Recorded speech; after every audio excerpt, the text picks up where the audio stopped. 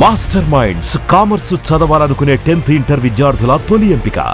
ఇప్పుడు వెంకీ సినిమా అంటే మా అందరికి సినిమా మొత్తం కన్నా కూడా మాకు ఆ ట్రైన్ సీనే గుర్తొస్తుంది.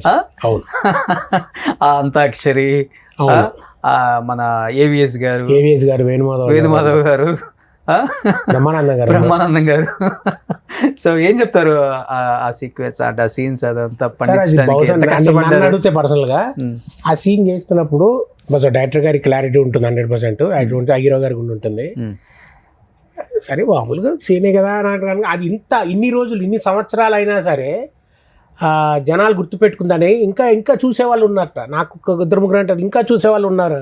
అది ఎంజాయ్ పెట్టుకుని ఆ ఒక్క సీన్ చూసి ఎంజాయ్ చేసేవాళ్ళు, యూట్యూబ్ లో ఓపెన్ చేసుకొని ఇప్పుడు చూస్తాను చూసేవాళ్ళు ఉన్నారు.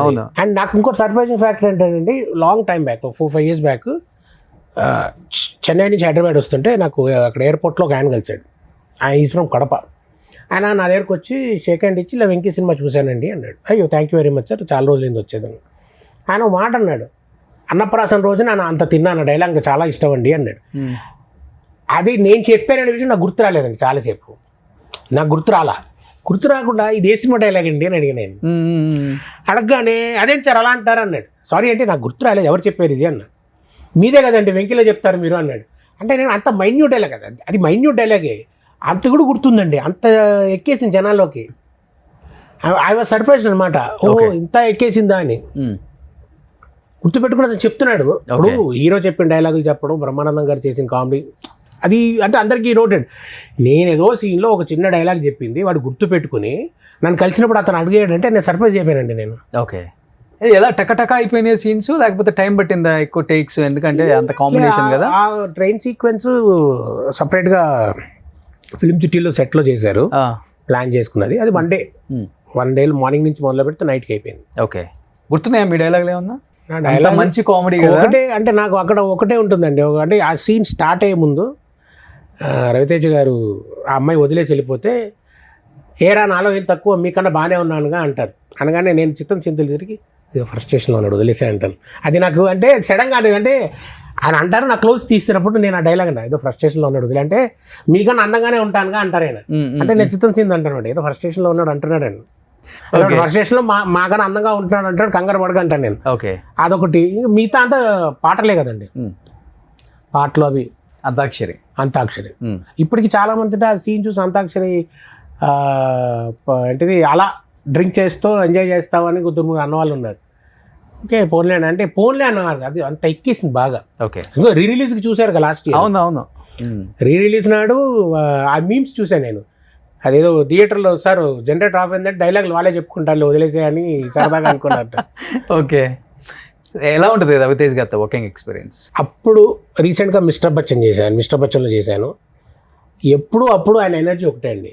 అది ఆయన ఎలా ఎనర్జీ ఎక్కడి నుంచి వస్తుందో తెలియదు కానీ ఆయన ఎనర్జీ అది నాకు ఎప్పుడు అలా గుర్తుండిపోతుంది. అండ్ మోర్ ఓవర్ ఏంటంటే, ఇది ఒక ఇన్సిడెంట్ షేర్ చేస్తా. వెంకీ సినిమా కంటే ముందు ఈడియట్, అమ్మ నాన్న తమిళమ్మ ఈ సినిమాలని చూశాను నేను. తర్వాత ఏమైందంటే, ఫస్ట్ డే వెంకీ షూటింగ్ వైజాగ్లో, ఈయన ముహూర్తం షాట్ అయిన తర్వాత ఆయన దూరం నుంచి చూస్తున్నా, అరే రవితేజ అనుకుంటున్నాను నేను. ఆయన గబగబా వచ్చి hi I'm Raviteja how are you అన్నారు. నేను ఒక సెకండ్ షాక్, అంటే ఈయనేంటి నాతో, నేను కొత్త కదండి నాకు అప్పుడు 4 సినిమాలు 3 సినిమాలు అయ్యి అంతే, న్యూ కమర్. ఆయన వచ్చి నన్ను అడగడం ఐ వాజ్ సర్ప్రైజ్. అంటే ఫ్రీ చేస్తారు ఆయన, ఎక్కడ నేను లాక్ అయిపోతానేమో అని ఫ్రీ. అప్పటి నుంచి ఇంక ఫ్రీ అయిపోయాను అనమాట. నెమ్మదిగా 4 రోజులకి ఫ్రీగా చేయడం అయింది ఆయనతో. ఆ ఎనర్జీ ఇప్పటికీ అదే ఎనర్జీ అయింది. ఓకే, తర్వాత 4 సినిమా, దుబాయ్ సీను, దరువు, రాజాజీ గ్రేట్లో 1 సీన్ చేశాను. ఓకే, మిస్టర్ బచ్చన్, క్రాక్లో కూడా 1 సీన్ క్యారెక్టర్ చేశాను ఆయనతోనే.